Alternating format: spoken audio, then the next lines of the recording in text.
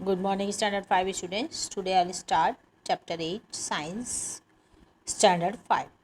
So, this chapter today we'll discuss about movement in animals. All of you know different animals move for different purposes. So, let us see why we have been first. Why do animals need to move? So, let us start the chapter.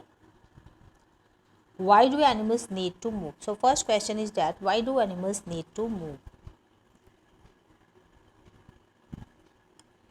Animals need to move in order to obtain food, to protect themselves, their babies from being hunted by predators, and to build their nest. So animals need to move for different purposes. You can see they need to obtain food because one place they cannot get food. To protect themselves when any enemy or predator attack them, they have to protect themselves and they should run away and they should leave the place or they should move to protect themselves, and their babies also should be protected, so they take their babies and they move with their babies to protect themselves also from predators. And to build their nest, birds build their nest, they move place to place to collect the materials to build their nest and to lay their eggs and in search of food also. So all animals need to move for different purposes. Now let us see about why do animals move.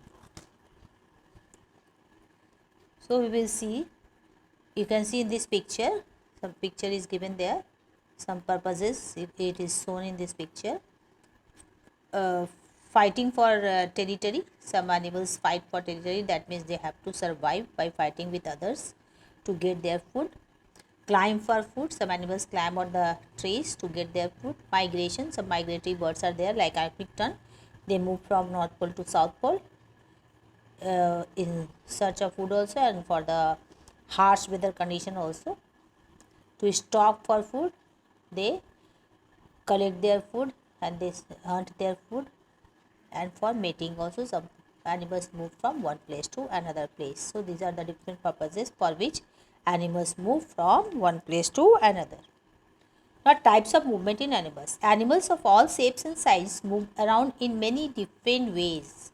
So animals can move in different ways. All the animals do not move in the same way. So different animals move different ways and they have different body parts also to move, like legs, fins, flippers, wings, tail, and so on.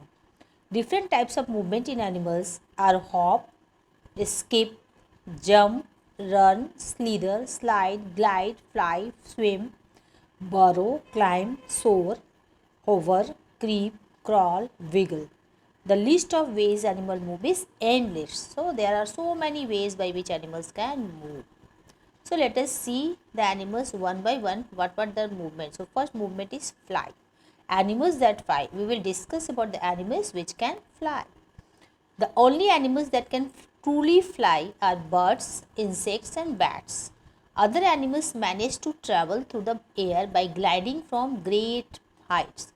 So, truly means those animals who can truly fly, they have wings. For animals to fly, they must have wings. But many animals can fly, like some snakes also fly from one tree to another tree. Some frogs also can fly like Draco.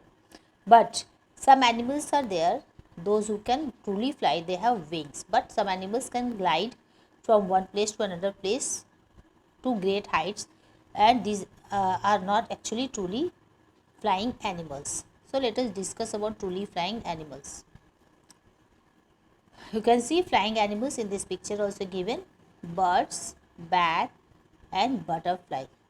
They actually have wings. You can see birds have wings, bat also have the skin stage like wings, and butterfly also have wings. So they can truly fly to great heights. Next we will see about the different animals that can fly. About one by one we will see the animals which can fly. Movement in insects. Some insects also can fly, so we will find the movement in insects, how many kinds of movement are there. We find all kinds of ways of moving around: flying, swimming, crawling, burrowing, as well as simply walking and running in insects. Insects can swim also, they can crawl also. Some of them have wings also, they can fly. Burrowing, they can burrow also, as well as simply they can walk and they can run also. So we can see different types of movement in and insects also. Movement in insect, you can see a butterfly. No? Insects can move in various ways. They can walk, jump, fly, hop, or crawl. Butterfly can have they have two pairs of wings that help them to fly. So they have wings and they can fly very well. Now next we can see walking insects. Some insects can walk also, no? Like this. Insects are small animals with 6 legs. Insects walk with their help of their legs. They walk through the contraction and relaxation of muscles. Their body muscles contract and relax, and that help them to walk. And they have 6 legs. So with the long legs they can walk. You can see walking insects. So leaf insect and stick insect. Now one side is leaf insect. They can walk on the leaves and trees. And stick insect, it is looking like a stick only. When it will remain in the plant, leaf insect and stick insect, you cannot understand now that there is an insect. It will look like still anything. It is looking like leaf only and it is looking like the stick of the plant. You cannot understand there is an insect, but when they will move, then you will understand that they are insect. So this is a type of camouflage. Camouflage means mixing with the surrounding. The mixes with the surrounding. The leaf insect mixes totally with the leaves of the plant. So they protect themselves by mixing into the plants from their enemies. Next we will see about insects that can fly. Most insects have wings and can fly. So you can see in cockroaches also, in this picture given about the cockroach. Muscles attached to the 3 pairs of legs and 2 pairs of wings help cockroaches to walk and fly respectively. You can see 2 pairs of wings they have. 2 pairs of wings are there here, and cockroaches have legs also, 6 legs. To them also muscles are attached, and that also help them to fly. Now next we will see butterfly also, flying insect, butterfly, common housefly, dragonfly also. All these insects can fly very well because they have also wings. Now next we will see about insects that can crawl. Some insects are crawling on the ground. Insects such as bedbug and lice do not have wings. They cannot fly. They move by crawling. They can crawl on the ground. Spiders, ticks, mites that can also crawl. So you can see centipede in this picture, they can crawl. In this picture also many bugs are there. So they can also crawl over the ground with the help of their small legs also. Now next we will see about insects that can hop. Some insects are very good hopper. They can hop from one place to another to a long distance. Also they can hop like grasshoppers. The list of insects that can hop is endless. Crickets, frog hoppers, brown banded cockroaches, flea, beetles, locusts, leaf hoppers, bed bugs and more. Grasshopper uses long hind legs for hopping. No? They have very long hind legs that helps them to hop very long distances. Let us see about the next picture also. You can see grasshopper and the other insect. You can see these all insects, leaf hopper also and this grasshopper also, they have very long legs and they can hop to a great distance from one place to another.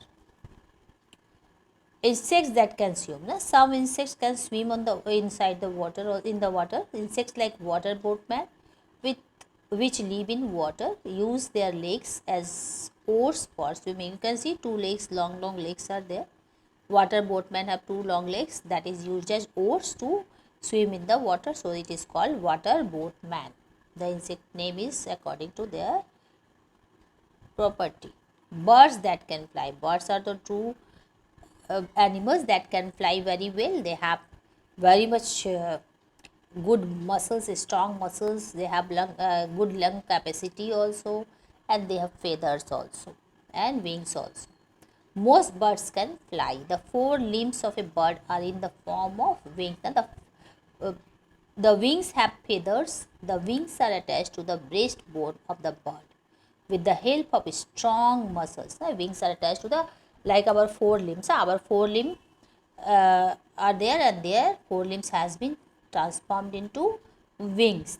These wings are attached to the with the help of very strong muscles to the breastbone These muscles enable the bird to flap its wings and to fly. No? That with the help of these muscles, that strong breastbone it is attached, that muscles, with the help of these muscles, birds flap their wings and they can fly.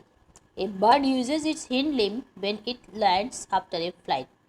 When it lands, then it uses its hind limb to land on the ground or on the tree. It also uses its hind limbs to walk. Now they can walk also on the ground for some distance. They can run also. Some birds are very much good runner also. They can hop also, and perch. Perch means they can hold the trees, the branches of the trees where they are sitting with the help of their claws. The hind limbs are also used to scratch the ground. Sometimes they are scratching the ground to catch their prey, like hens. The hens scratch the ground and they find out the prey, that is small insects, and they are eating. And attack enemies. Sometimes they are scratching the head of the enemies also if they are going near their eggs, like crow also, and some other birds are also, they are also attacking to their enemies with the help of their hind limb. You can see in this picture the birds have strong muscles. With the strong muscles, you can see the strong muscles attached to the breastbone, and this strong muscle help the bird to flap their wings. They have hollow bones that makes the bird's body light. That's why they can fly easily.